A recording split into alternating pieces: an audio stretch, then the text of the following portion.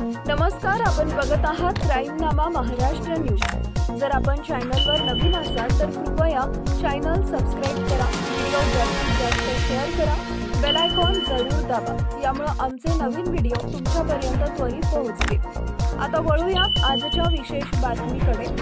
पुणे जिल्ह्यामधील शिरूर तालुक्यातील पिंपरखेडमध्ये बिबट्याने केलेल्या हल्ल्यात मुलाचा मृत्यू झाल्यानंतर ग्रामस्थ आक्रमक झाले आहेत। बिबट्याच्या हल्ल्यात 13 वर्षीय रोहन विलास बोंबे यांनी जीव गमावलाय। यानंतर संतप्त ग्रामस्थांनी वन विभागाचे कार्यालय आणि वाहन जाळले।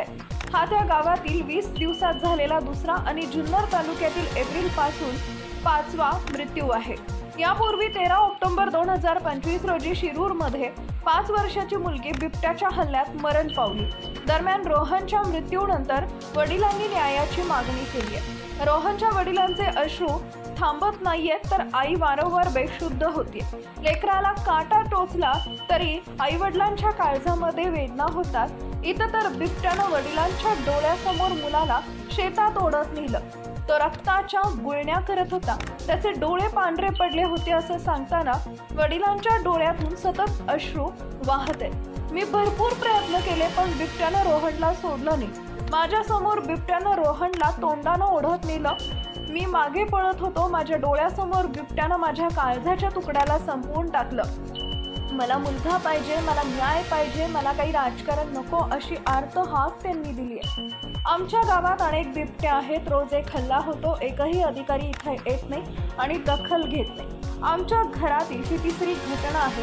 अजून किती वाट पाहायची आहे? पहिलं मला पिंजऱ्यात ठेवा किंवा गाडी खाली टाका, माझी आता जगण्याची इच्छा नाही असंही त्यांनी हतबलपणे म्हटलं। शिरूर तालुक्यातील पिंपरखेड इथं दहशत माजवणाऱ्या नरभक्षक बिबट्याला ठार करण्यासाठी 5 वेगवेगळ्या टीम गावामध्ये दाखल झाल्या होत्या।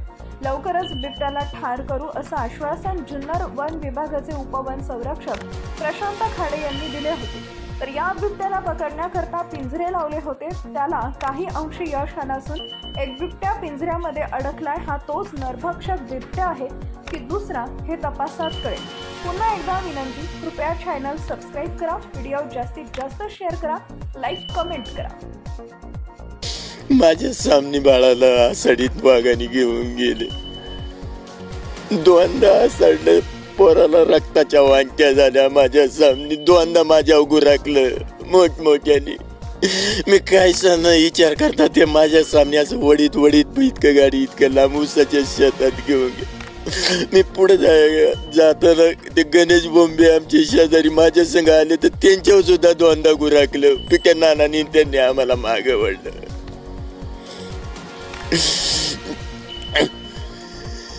ज्यावेळेस बिबट्या आला त्यावेळेस रोहनने काय आरडाओरडा केला होता त्याला? रोहनला आवाज सुद्धा निघून दिला नाही त्याने। आजी म्हणायची रोहन रोहन, त्या आवाजाच्या दिशेने मी पळत गेलो।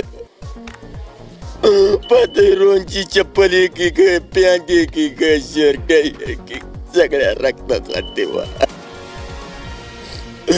आजी मोठ्याने आडती रोहन रोहन रोहन।